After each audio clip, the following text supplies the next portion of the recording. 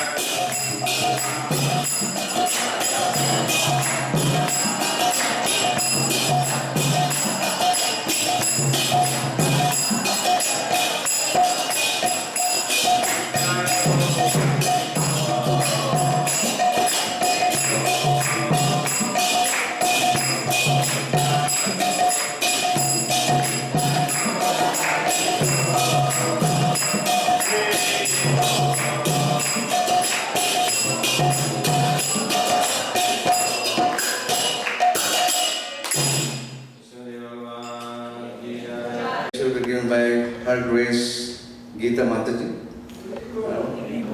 She was speaking about the power of association of the devotees, how powerful it is.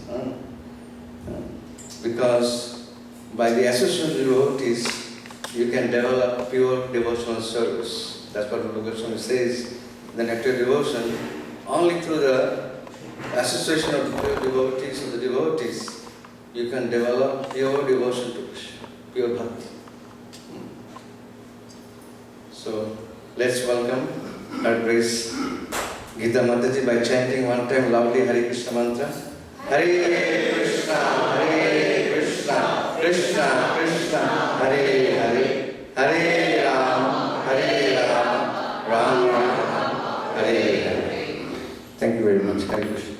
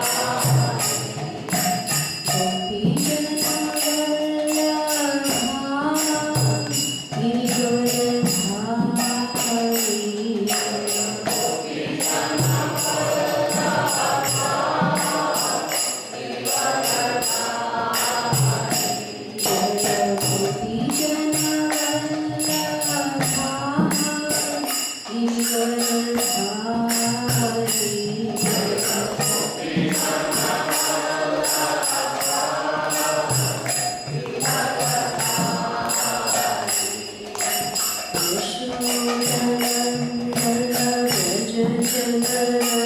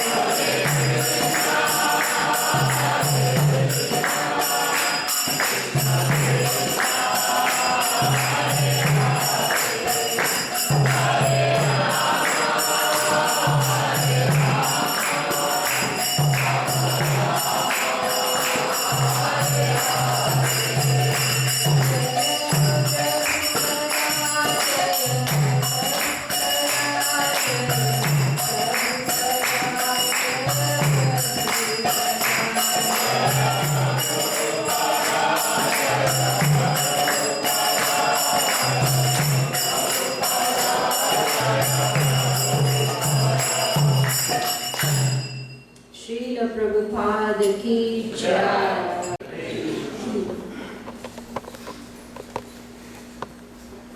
Thank you all for coming. Can I please request to come a little bit on this side? Thank you. It's very crowded here, so you have to find space. Thank you so much. So today we are going to discuss about the importance of devotee association. What is the power of association with the devotees? Would you like to know? Yes. Or we know it all? The more we hear, the better for us. There is a saying, we are known by the company we keep. Have you heard that before? Yes. Yes?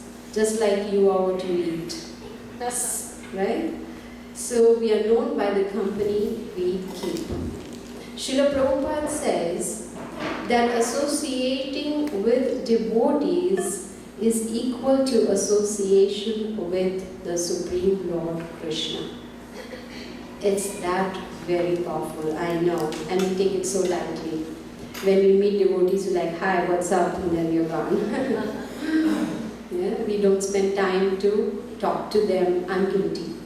Talk to them, confide, discuss Krishna Katha. So devotee association is very, very powerful.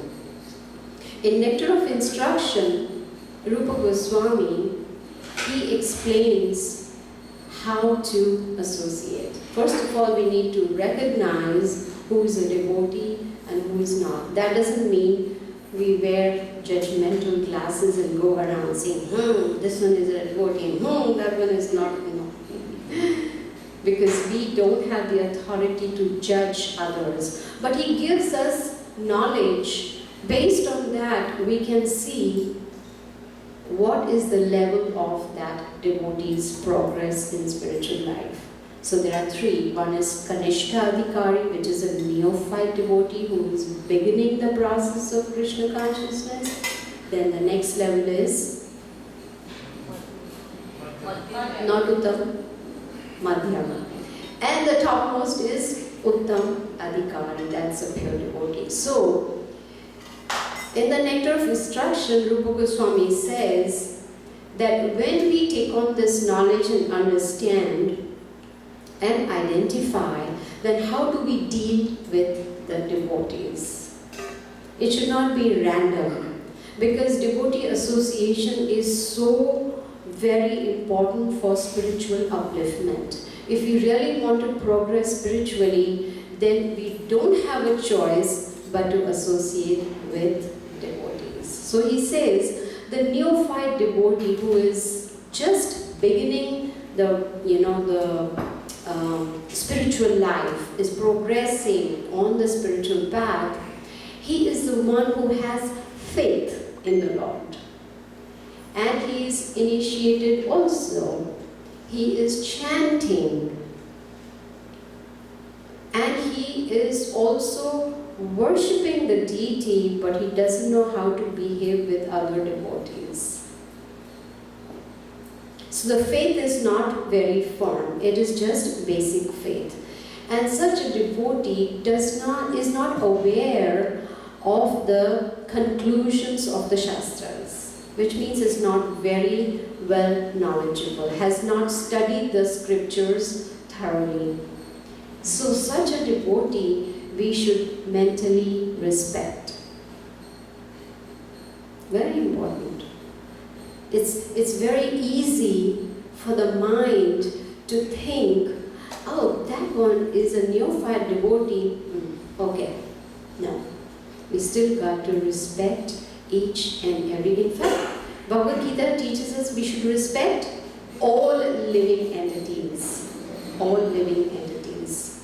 Right? Why? Because Mamai Vamsha Jiva Loke Jiva Bhuta Sana. Krishna says all are my parts. All living entities are parts of the Supreme Lord, and they are Sanatana, means they are eternal.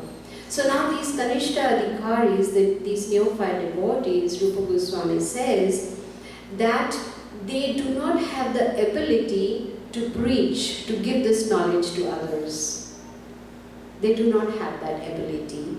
And their faith is not, what is that word which is, when you say faith is, you can break the faith. What is that word? Is it called pliable? I don't know. Huh? Steadfast or stable? Unstable. Unstable, yes. Is not firmly fixed in Krishna consciousness. So what should one do? One should still associate with those devotees and help them to make their faith more firm. How? By discussing Krishna Katha, by chanting together, just like we were chanting and dancing together. How many of us were sad when the arati was going on? Raise your hands. You're like depressed. Oh no, no. Everybody was happy to be chanting and dancing. That's the power of the holy name. Similarly, the devotee association is very, very powerful. The next level is Madhyam Adhikari, who is above the neophyte devotee. Now the Madhyam Adhikari, Rupa Goswami says, his faith is firm and is fully engaged in devotional service, is able to preach, is able to give this knowledge to others, and is able to make Vaishnavas. Isn't that beautiful? To be able to help others to become devotees of the Supreme Lord. They are very kind and compassionate, and also when they perform devotional service, they are very serious about it. For them, bhakti is not casual. They don't feel that, oh, this material world is a clubhouse to come have fun, enjoy, eat, sleep, and be merry. No. They are very serious about the goal of human form of life. What is the goal of human form of life? To make $10 million? No? Oh, I thought make a lot of money. The goal of human form of life is to become self-realized, to understand who am I. So, the Madhyam Adhikari devotee makes friends with other devotees.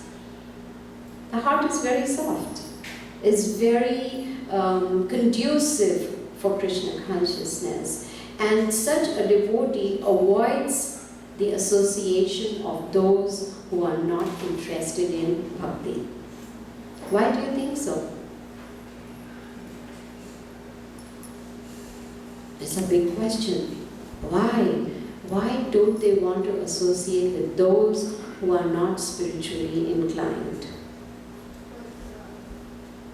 The power of association. Exactly, the power of association. So if we say, for instance, if we associate with someone who likes to drink a lot, then what is going to happen? Even though we don't want to drink, but then their consciousness will rub off on us, and gradually we will develop a desire to drink. That is the power of association. So the Madhyam Adhikari is very careful in choosing association. They do not associate with those who are not spiritually inclined. And they preach, they teach about the Supreme Lord to innocent people. Why? Because they are very merciful. They want to help others to break the cycle of birth and death. How many of you like to sit in Ferris wheel? Have any of you sat? I'm sure you all have, right? Ferris wheel. Is it enjoyable? Yeah? How many rounds can you do in that Ferris wheel? 5. 2, 3, 5, 5. Ooh, 5, okay. I remember one time my family put me in Ferris wheel. That was my first and last time, and I was screaming my heart out because it is so, when it comes down, it's like, it feels like your heart is coming out of your mouth, screaming, and they were standing down there laughing, oh, look at her. How many times can you go up and down the Ferris wheel? Few times, and then you're done. Like, get me out of this Ferris wheel because I am done. It is very nauseating. But we've been going through this Ferris wheel of birth and death for so many lifetimes. And Prabhupada says we are still not tired. I remember one time I was giving a class at home and I just asked, so what do you want to become in your next life? And one gentleman said, I want to become a bulldog in my next life. And I was like, are you listening to Bhagavad Gita or not? Right? So we need to come out of the cycle of birth and death, and the Madhyam Adhikari helps the innocent, ignorant people by giving them knowledge so that they can understand the purpose of human form of life. And they are very aware of Shastric conclusions. They have understood, they have read the scriptures like the Bhagavad Gita, Srimad Bhagavatam, and they have not only understood but they have put it into practice. See, Prabhupada says when we just read, it is theory. But when we put it into practice, so theory plus practice equals to wisdom. We become wise. So just hearing, reading is not sufficient. We need to put it into practice. Then there's going to be realization, and that person can be called a very wise person. Now the next category, the topmost category is Uttama Adhikari. What does Uttama mean? Highest. Uttama. He's a pure devotee. He's an advanced devotee. And he, even though he is at that stage, he considers everybody a devotee. Isn't that beautiful? Sees all living and all human beings as Vaishnavas. And is so merciful that just by association, one gets so much benefit. There's a very nice verse, Sadhu Sangha Sarva Shastra Kai, Lava Matra Sadhu Sangha Sarva Siddhi Hoy. Just by a moment's association with a pure devotee, one can achieve perfection. That doesn't mean when we come across a pure devotee, we say, Hari Bol, one moment is over, okay, let's go. That's not how we get Sarva Siddhi. We need to associate with pure devotees, learn from them. Now these Uttama Adhikaris, they do not blaspheme anybody. This is the vow we need to take for ourselves if we really want to uplift ourselves spiritually, that we do not blaspheme anyone. Aren't there 10 offenses to the chanting of the holy name? Yes or no? Wrong. There are 11. There are 11 offenses that we need to avoid. And the very first one is to blaspheme the devotees who have dedicated their lives in preaching Krishna consciousness. So what happens when we blaspheme? We are hurting our spiritual lives. Right? We don't know what is the situation of the other person, and we just start passing judgment. There was a son and mother. They were traveling in a train. And the boy was probably 18 to 20 years old, so you would call him a young man.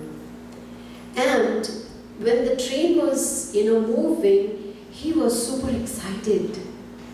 He said, "Look, Mom, the trees. Look, Mom, the water. Look that. Look that. Oh my God, it's so beautiful." So the person sitting across was wondering, 20-year-old, he's not a 5-year-old getting so super excited about trees and lakes and people and everything. So that person started thinking wrong about, in other words, blaspheming. Haven't you taught your son? He's 20 years old. And the mother very softly in a humble way said, "My son was blind up until today. Today is when he has got his sight, and this is the first time he is seeing nature, and that is why he's super excited. Would we ever have thought about that? We don't know, so it is actually not even, we don't have an authority to judge others or to pass comments or to blaspheme, especially the devotees. Because that, Rupa Goswami says, even Chaitanya Mahaprabhu says, that can destroy the creeper of bhakti completely, like a mad elephant. So, the Uttam Adhikari does not blaspheme anyone. Why? Because his heart is clean. Now, a big question is, if we close our eyes and think about it for a moment, is our heart clean? What will be the answer? We all know it, right? It's not rocket science. So when we know that our heart is not clean, then what do we need to do? Hear about the Supreme Lord. Chant. What do we chant? Om Namo Bhagavate. No? Just making sure that we are all on the right track. Hare Krishna, Krishna Krishna, Hare Hare, Hare Rama, Rama Rama, Hare Hare. That is what is going to cleanse our heart of all unwanted things. So the Uttam Adhikari is, of course, performs unalloyed devotional service, but is always meditating on how to spread Krishna consciousness to others. Is always thinking of ways how to bring people to Krishna. And is very easily able to convert ignorant into wise people. So the association of Uttam Adhikari is most desirable. So what do we do when we come across an Uttam Adhikari? We offer respects, we offer obeisances, and we inquire. Isn't that what Krishna told Arjuna in Bhagavad Gita? Which chapter? Which chapter? 4. Tad vidhi pranipatena pariprashnena sevaya. He asked him, Prashna, you inquire, you ask questions. So when we ask questions, Prabhupada says that is a sign of intelligence. So when we inquire, we get the answer from an Uttam Adhikari, and then we can progress spiritually. So devotee association is very powerful, and we should not undermine the benefits of such association. By associating with devotees, it is a source of inspiration for us. Right? Watching them, how they chant, how they speak, they are walking their talk. Isn't that something like that called walk your talk? That means they are practicing what they are preaching. And then from them we also learn how to be enthusiastic. One time Prabhupada was asked, I am not enthusiastic, what should I do? What do you think Prabhupada said? Fake it till you make it? No. Who said that? Prabhupada said, pretend to be enthusiastic. Then gradually you become. And associate with enthusiastic devotees. When we see their enthusiasm, we say, Haribol, then we also feel like doing Haribol, yes? When we see others saying Haribol, we don't say Haribol. We are also enthusiastic because it rubs off on us. And associating with devotees gives us a sense of belonging. How many of us feel at home in the temple? Raise your hands. This is our home. We belong here. Right? We can say, this is my Radha Madan Mohan. So devotee association gives us a sense of belonging. We are able to get guidance from them. They train us how to progress spiritually. They help us when we are struggling. Anybody here struggling? Not making money. I'm not asking about making money. It's struggling to make money. No. Is anybody struggling spiritually? We all are, right? So Devotee Association helps us in our struggle. They encourage us how we can progress. And we learn from them. Matra sparshas tu kanteya shitosham sukha dukkha daha. They teach us how to become a titikshasva, how to be tolerant. This we learn from Devotee Association. We cannot learn from books. From books, theory part. Yes, we should be tolerant. That's what Krishna tells Arjuna. Become a titikshasva. But how is we learn from Devotee Association. So our spiritual growth depends on associating with devotees. They help us to remove negativity from our lives and make it positive. Does anyone like to be negative? Do we like to be in close association of negative people? No. It doesn't matter, not just in spiritual life, even in material life, whether we are in a job or business or whatever, we don't want to deal with negativity. But Devotee Association helps us to remove that.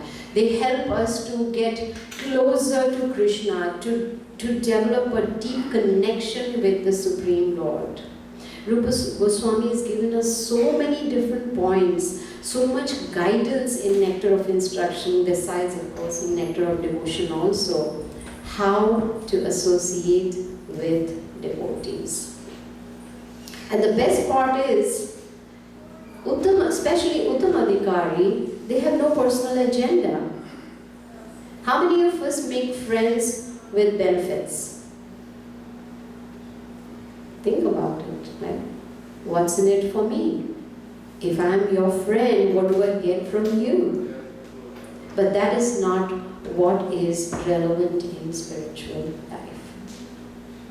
So these devotees have no personal agenda, and Prabhupada says it is very, very dangerous to give up devotee association. Very dangerous. Why?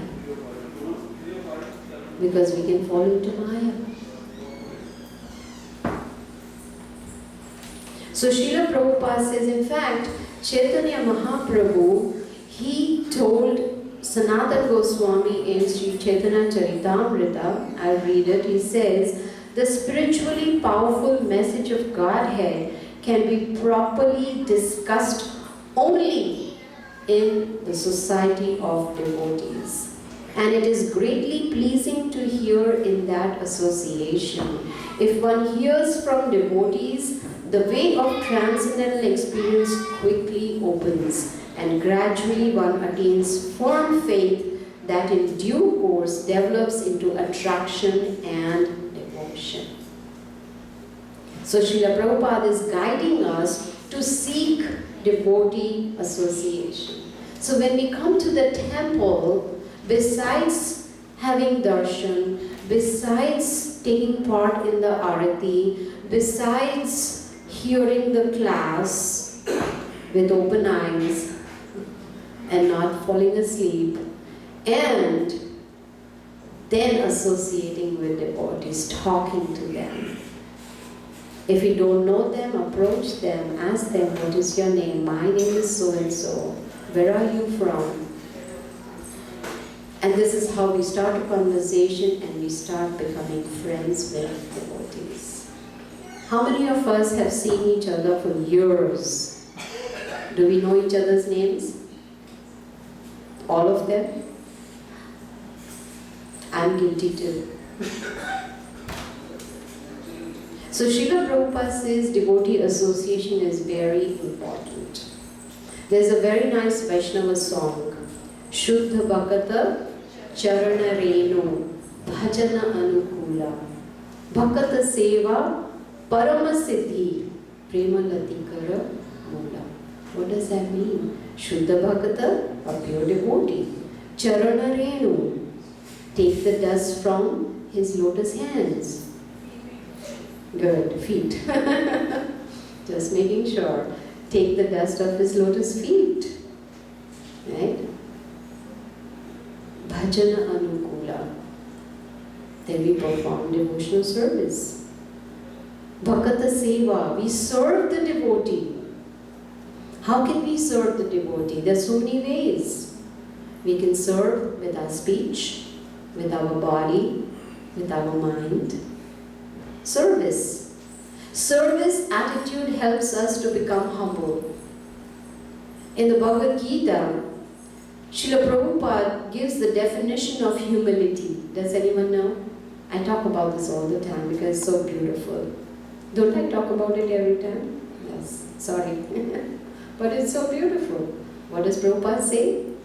Humility means one is not anxious to get the satisfaction of being honored by others. Very powerful.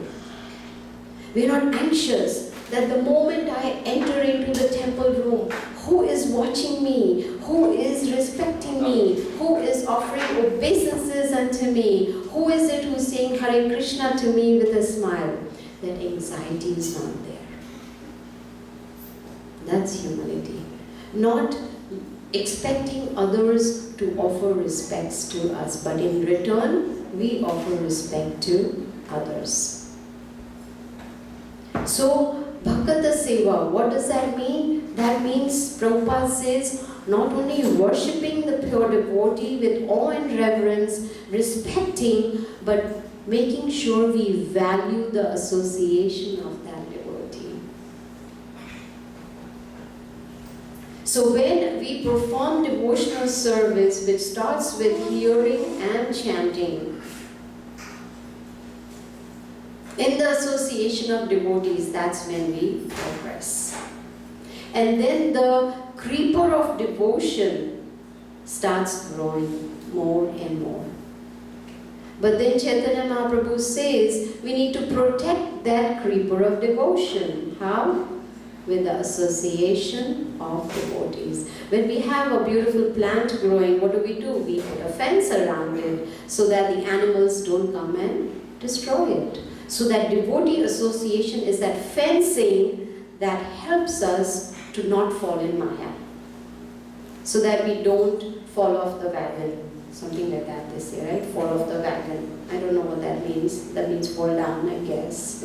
Right? Is that what it means? Okay. So, association of devotees helps us to even control our senses.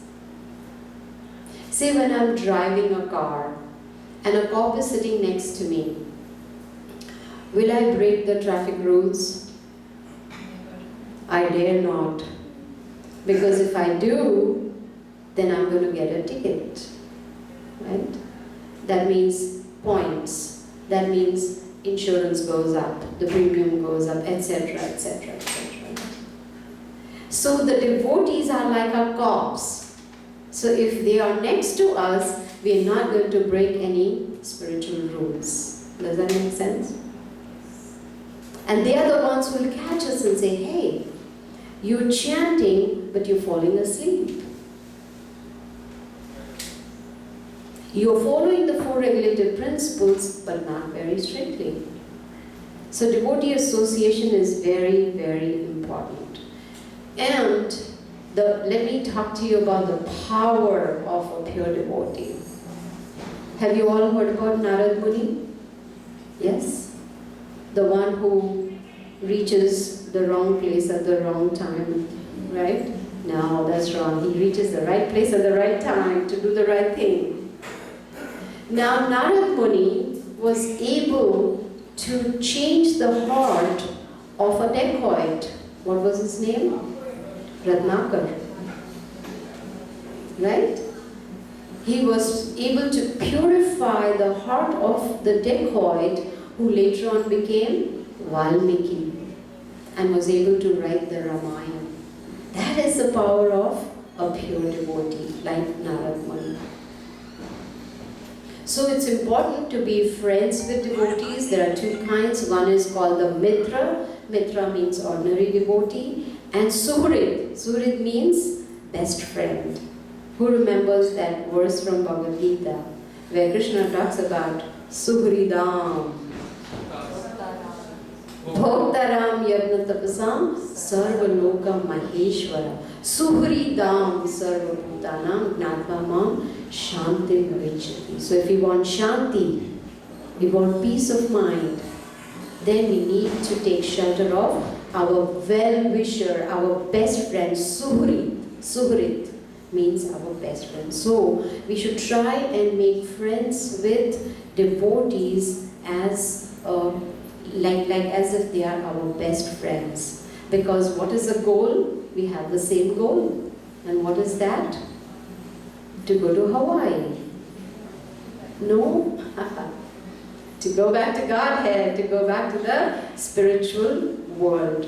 So, if we can somehow or the other, best part is the families that are all Krishna conscious, like husband, wife, children, everybody. What a wonderful association, right? We help each other in the family. Together we read, together we chant, together we do the deity worship, etc. That is perfect family. This is something that happened many, many years ago, and it's true. There was this father and mother, and they had a son.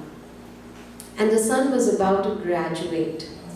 In fact, I went for a graduation ceremony today. And how many of you have attended graduation of somebody? Practically all of us. Yes? Yes or no? Right? It's a huge deal. In my days, no one even knew who passed out and who did not, right? It was just an ordinary thing. Mom, I passed. Now I'm in college. That's it. But here, it's a huge deal. What happens at graduation? Before graduation, there is expectation. Expectation from the child who is graduating. What is the expectation?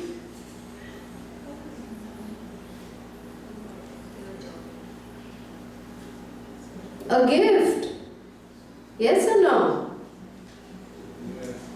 Yes or no? Yes, a gift. So here, the father asked the boy, have you graduated? You have? I'm asking you. A few times? High school and college, yeah. Oh, high school, college also? It's a big deal, right? The whole ceremony. It's a long ceremony. Oh, tell me about it. 3 hours. It's a 3-hour ceremony. Where you throw, what is that called, a cap? Yeah. Up in the air and all that. So here, the father asked the son, son, what would you like to have as a gift for graduation? You're going to graduate very soon. And he said, I want a red sports car. So the father said, okay, let's go to the dealership. They went to the dealership and he chose his red Ford Mustang. This is true. So now the day of graduation. The son was very excited. As soon as I go home, I'm going to sit in my car and I'm going to go for a ride with my friends. So quickly, graduation ceremony is finished. He comes home and he looks at the driveway. No car. Maybe father parked it in the garage. Open the garage. No car. Now he was really upset. So he stomps inside the house and he tells the father, where's my gift? And father gives him a small gift wrap box. Car? I didn't go to the dealership to get a toy car. Now he was really mad. He took that gift and he flung it across the room. Boom, it was gone. And he said, I hate you and I'm never coming back to this house, and he was out of the house. He had just graduated and he did not come back. And the father He was a devotee of the Lord. He was tolerant. He tolerated and he was quiet. Now, after a few years, this boy, he gets a call from mother that your father passed away. Can you please come for the funeral? So now this boy had grown, right? A few years, so he had become more mature. And his anger also had subsided quite a bit. Now he was earning and he had his own car. So he said, okay, let me just go to the father's funeral. So when he went to father's funeral, afterwards, as he was leaving, the mother said, actually your father really wanted you to have this gift that you had thrown years ago. So he said, what is it so important that my father wants me to have this? So let me have a look. So when he opened the gift wrap, what do you think was inside?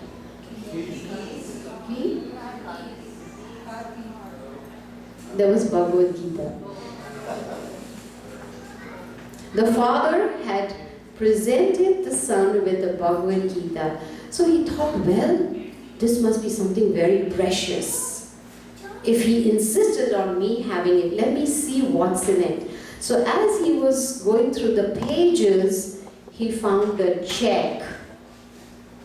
That was the cost of the car. So the father had given him the gift in the form of a check so that he could go to the dealership and get his car. But out of anger, he had thrown the gift away. So what did the father do? He was compassionate. He wanted to give him the material gift, but he also wanted to give him spiritual gift, the Bhagavad Gita, so that he could improve his life and understand the goal of human form of life. This is the association of devotees. Father was a devotee, so his association was beneficial for him, but he did not take that opportunity. But later on, he started studying the Bhagavad Gita and he became a devotee. So devotee association is very, very important. I was listening to this lecture where there is a devotee named Balaram Govinda Das. Anyone knows about him? He is the owner of a jewelry store called Tangamail. He has 100 stores, 100 branches, jewelry store, and 3,000 employees. And guess what? Every morning, he has a Zoom call with all his employees, and they all chant one round of Hare Krishna, Krishna Krishna, Hare Hare, Hare Rama, Rama Rama, Hare Hare. And then he gives a 15-minute Bhagavatam class to his employees. And then they can go to work. And he has opened a temple. And 100 of his employees come for the morning program to that temple. A group of 100. And they all attend the morning program, they chant one round, they hear Bhagavatam and go to work. Then next day, the other set of 100 will come to do the same. And he has a leader in each store. That means he has 100 leaders and they all chant 16 rounds. And they are the ones who help the other employees with their association.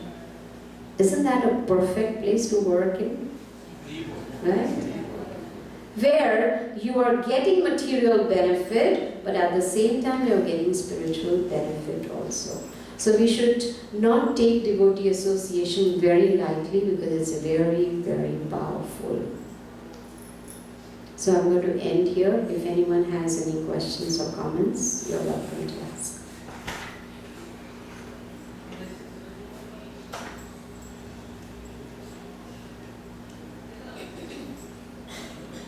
No? Okay, thank you. Hare Krishna. All glories to Srila Prabhupada. Great Gita Mataji ki.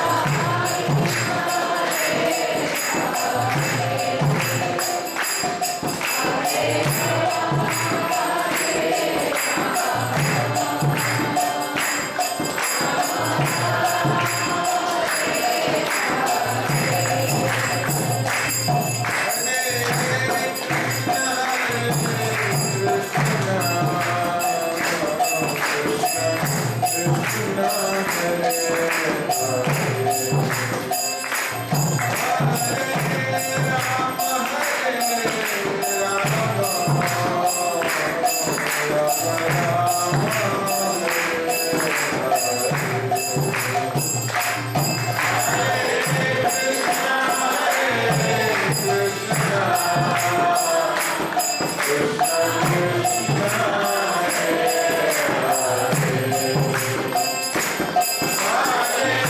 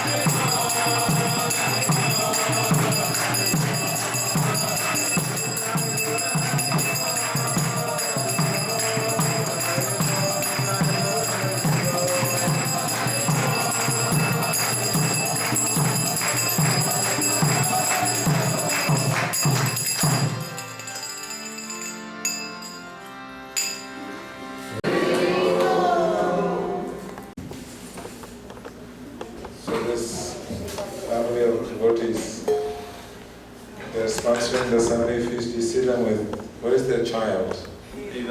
He's gone outside. He does a very interesting seva in Iskcon Atlanta for many years. Very unique, this family. Every festival, you will see during Panihati also. He will bring a whole crew from Punjab. They all come. They shop all the groceries. They bring everything together and they make an incredible, delicious feast. And they will feed as many people as they will come. And the prasadam will never run out. So this is something that Raju and the family are very well known for. Ever since I've been here, they're always in very luxurious prasadam. So this is a very unique character that he has along with his family and all his friends. They get together and they serve the Vaishnavas. Today you heard from Gita Mataji the importance of serving devotees, and so grateful that this family are together serving and bringing all their family and friends together to serve. And also on Panihati Day, on Sunday, they're cooking a big feast. So don't miss and don't forget to invite all your friends. Even if you don't invite them for anything else, you invite them to come and eat. That no one can deny. They will love a free feast. Okay, so let's pray for this family together. Please raise both of your hands a little higher. Very nice. Together. Hare Krishna, Krishna Krishna, Hare Hare, Hare Rama, Rama Rama, Hare Hare. Thank you, Mataji. Thank you. Hare Krishna. So I have just a few brief announcements, and then so on the 25th of May, Friday, is an Ekadasi, Apara Ekadasi. So that means there will be kirtan in the temple room. The next kirtan. As I have mentioned to you, we're making it a tradition that on this auspicious day of Ekadasi, it is the day that is dedicated to the mother of love. In the Western calendars, Valentine's Day is one day. In Vaishnava calendars, Valentine's Day is every Ekadasi. It is called the Bhakti Janani, the mother of devotion. Bhaktivinoda Thakur. He explains that Mother's Day should not be celebrated once a year, but it should be celebrated every Ekadasi. So once every 2 weeks, you should be celebrating Mother's Day. And the best way to celebrate Mother's Day is by sitting here and doing kirtan to their lordships, because that is Krishna Mata, Krishna Pita, Krishna Dhana Prana. So lordship is our mother and our father. So therefore, please come. And then on the 25th, which is a Sunday, we're celebrating Jagannath Snana Yatra. For those of you, you see Lord Jagannath, Baladev, Subhadra Devi to your left of the altar. You all have birthdays, and Jagannath Snana Yatra is their birthday. So we get to celebrate their birthday, and on their birthday, it's an incredible festival. You get to personally come and bathe Lord Jagannath, Baladev and Subhadra Devi. It will be a big festival. So please come mentally and physically and spiritually prepared to be very close to their lordships where you personally get to bathe them. And the Abhishek ceremony will begin at 4 p.m. So please come. So, then on June the 5th, which is a Thursday, it is a day where Ganga Devi, those who knows Ganga Devi, raise your hand if you know Ganga Devi. Amrit bhai, Ganga Devi ko jante hai na? Ganga Devi, raise your hand if you know Ganga. Who is Ganga Devi? She comes from the spiritual world. She is She is pure consciousness, purified, personified, washing the lotus feet of the lordships. From the spiritual world coming to this world. When? On June the 5th. That is the day she comes. So that is the day she descends into this earthly planet. So it's an extremely auspicious day. For those of you who are celebrating Ganga Devi's appearance day, great, otherwise you can come here, we'll do kirtan. And wait for her arrival. She'll come and land right on top of your head. So, and then on the Friday, June the 6th, is the beginning of our biggest annual festival. It's the Adivas ceremony of Rath Yatra and Panihati festival. It is a festival that was established over 500 years ago, and in Atlanta about 50 years ago. And this year His Holiness Jayapataka Swami Maharaj is coming. He is the founder of that festival here in this particular temple. This temple is known as Panihati Dham. It is the Dham, it is the place of mercy.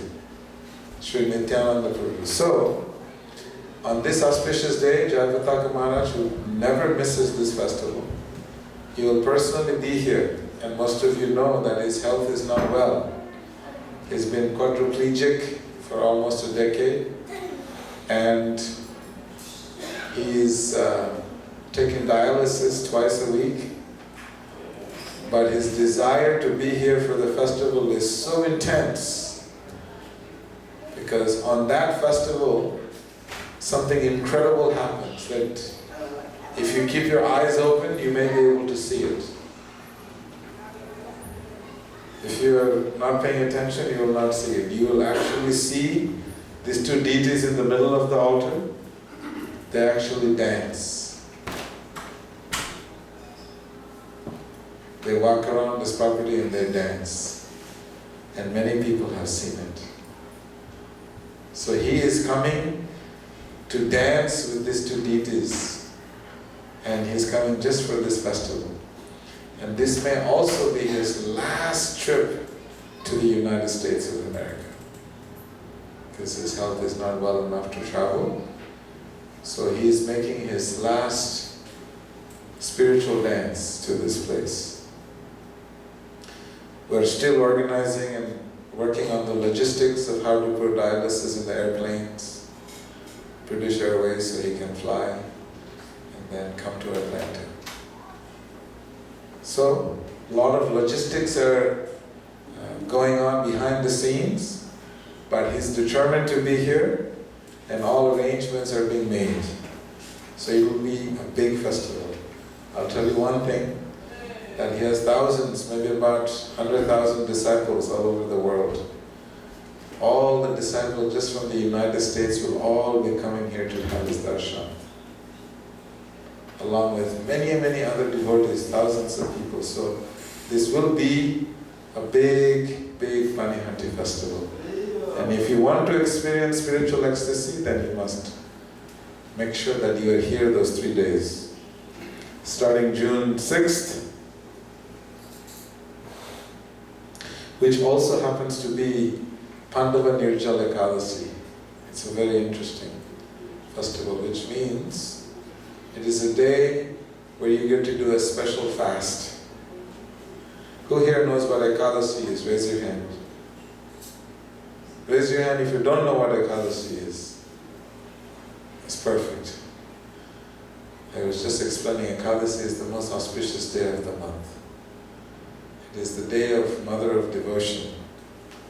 So on that day, every 11th day, 11th on Ekadasi, then normally we all fast from grains, but Bhima is one of these warriors who have difficulty fasting because he likes to eat a lot. I'm not sure if you can resonate with him. His name is Vrikoda. His belly is, he can digest, fire of digestion is intense.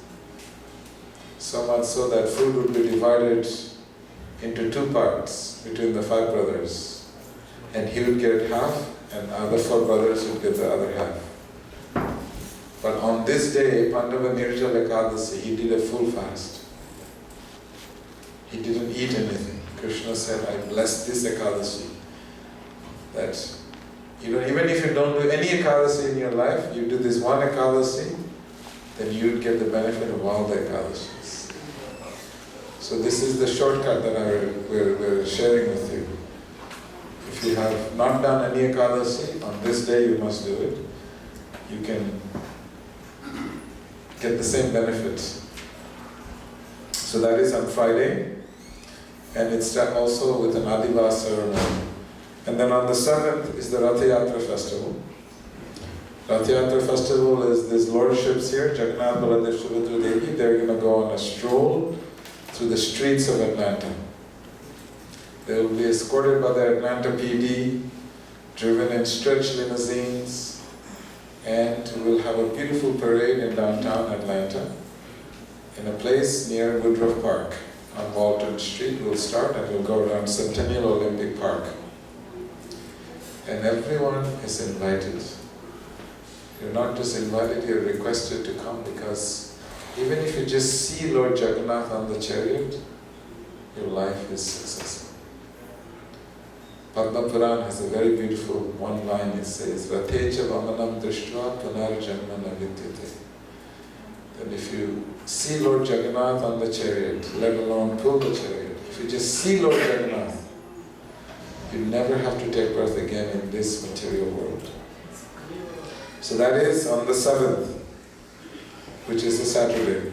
And then on the 8th is the Panihanti Chiradahi festival, where we make a chip rice preparations of 156 different varieties.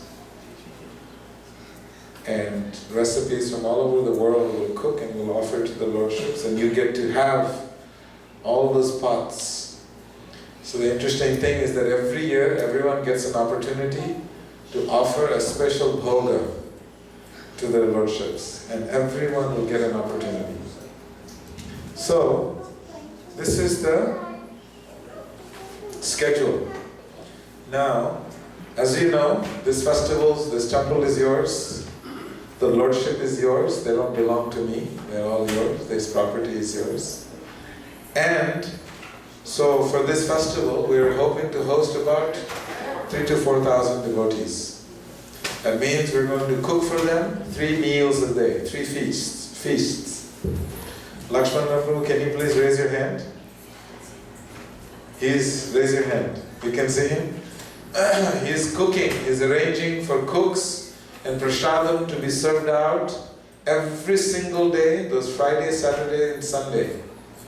3 feasts. Breakfast is a feast, lunch is a feast, dinner is a feast.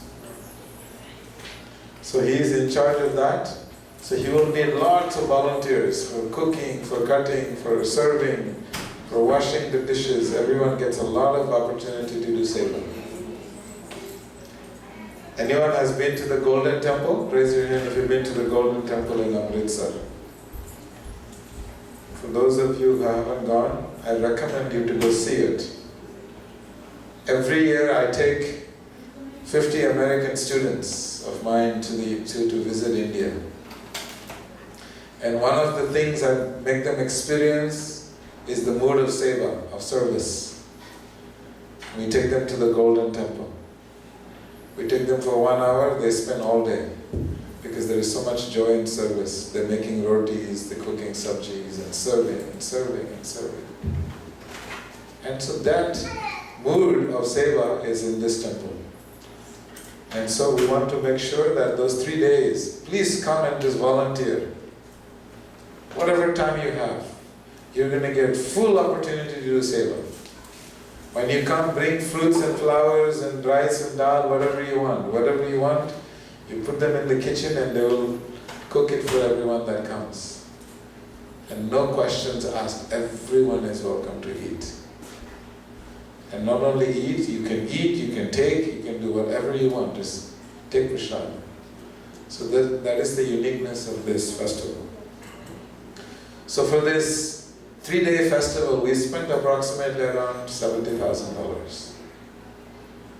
You may be wondering, and we have hotel rooms. Amrit Bhai has given us 20 hotel rooms. So we'll be transporting devotees back and forth. He's playing the host. His business is to serve all of the people that are coming from all over the world, all over the US. And there are other hotel owners who are putting rooms up. There are people who are sponsoring prasadam. There are people who are cooking. There will be garlands, new dresses. This whole place is a place of opportunity for seva. This is what happens. You are the host, and you're going to host 3,000 people every single day coming to eat. And we get special trailer showers and toilets for them. So it's convenient. Right now we only have 2 toilets for everyone that comes. But on this festival day we get trailer showers and toilets. So people are comfortable. And we have a lot of stage entertainment. The stage, we get tents and stage. Festival of India comes in. They set up this beautiful, colorful tents. Just for the tents we spend around $12,000. So everything, we just want to facilitate everyone that comes here to have a great experience and be close to Krishna. So far we are close. We're about $60,000. We're doing good. Our numbers are okay. We still have another 2 weeks.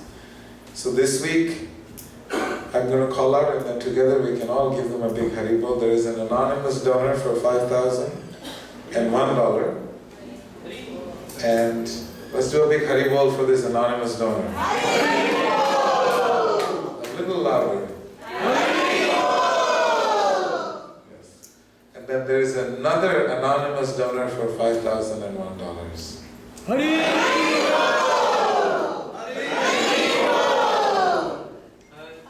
You can do 3 times. Again.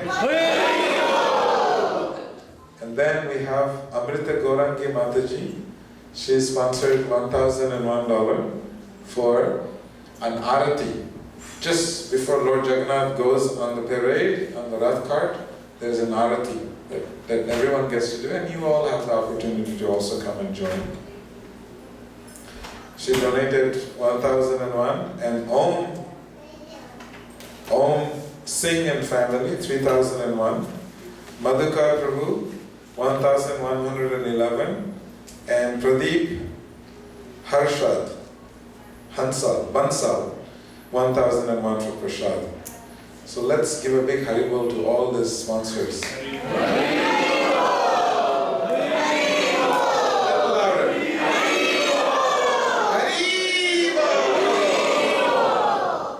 Okay, is there any other opportunities for anyone? What do you have? We have one pot. Can you show us the sample of the pots?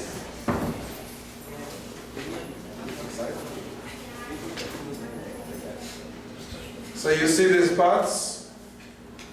These pots are being decorated. We start a month in advance, decorating these pots. All the children will meditate and they will draw these paintings of Krishna. And then these pots will be filled with bhog, chipped rice, dry fruits and nuts and all these kind of things. And then it will be placed in the altar on your name, those that sponsor. And it will be offered to their lordships, and after that you get this back. And you get to take it home, you get to serve everyone, you can take this home and you can put plants in it, some people do that. But the point is that you get to do a bhog. Everywhere you go, in Indian temples you will notice you get to do a bhog offering. So this is the once a year bhog offering opportunity that each and everyone gets. Especially those that come first, because you may see the board is not full. By the end of this next 2 weeks it will get full and then there is not enough space. So we have large pots for $351, medium for $201, and small for $101. This is a medium pot. There is a mini pot for 51 also. Okay. So anyone would like to do a special offering for this once a year annual bhog offering? you get to do a large one. You have to give us your names, so it'll be offered in your name to the lordships. Anyone for the large ones? 351. We have how many?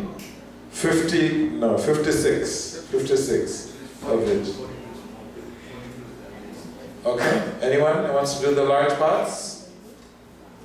For your family, for anyone who has departed, for your brothers, your sisters, your parents, your wedding anniversaries, any reason to do an offering. Yes? Raise your hand if you want to do one. If you are thinking, you want to consult, you can also do that. Okay. Anyone want to do the medium pot? 201. Please tell us your name. Tejas. Tejas. Last name, can you give us?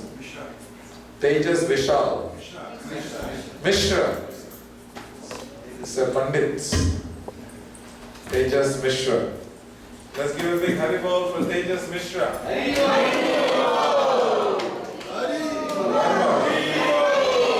One more. Okay. Tejas Mishra. Anyone else? For the medium parts. Can I give us your name? Vinesh. Vinesh. B. Vinesh Mishra. With a B. Let's give a big Haribol for another Pandit. Haribol! Haribol! Anyone else? Anyone else for this medium part? Okay. We'll still serve you prasadam even if you don't sponsor anything, because that is how we do it. And the small pots. Anyone for small pots is 101. You want to hear a story? I'll tell you a small story. My whole life, when I grew up in an ashram, I used to go beg. As a student, we have to beg for our teachers.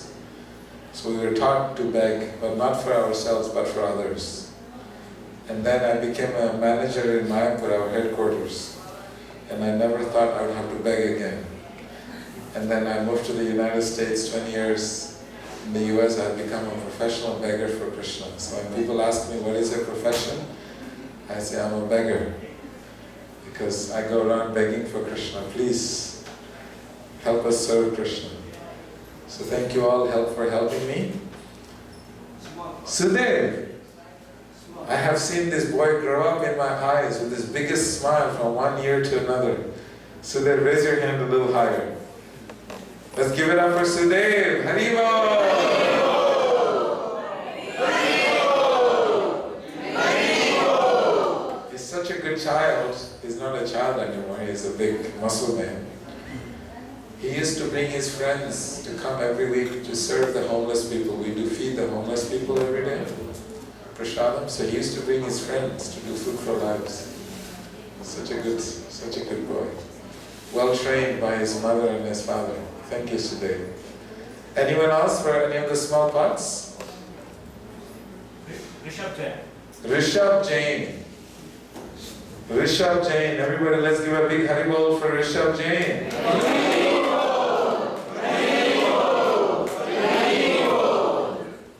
Very nice. Anyone else? Mataji? Sophia.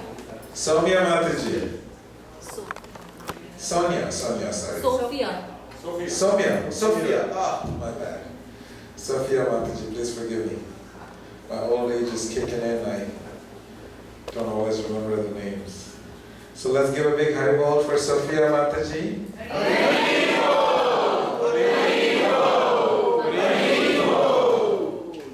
Who's the other one for? Okay, this boy is Shumanto. He likes to be called Shumanto. Shumanta Sanyal. Let's give this boy a big Haribol.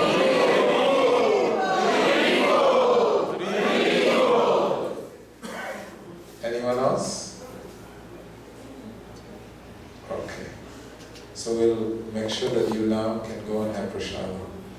This is opportunities. I think we have only 2 more weeks that I will be begging for Krishna, and then I'll take a break for a few months, no more begging for Krishna, and then I'll keep begging again. What?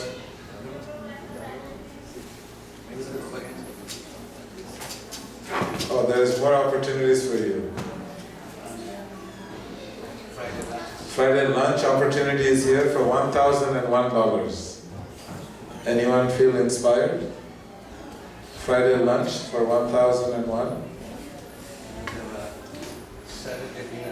Saturday dinner, how much? 2001. I think everyone is very hungry, is what I feel. So thank you all very much. Srila Prabhupada ki jai. Prashadam will be served outside. Please come and have the last darshan.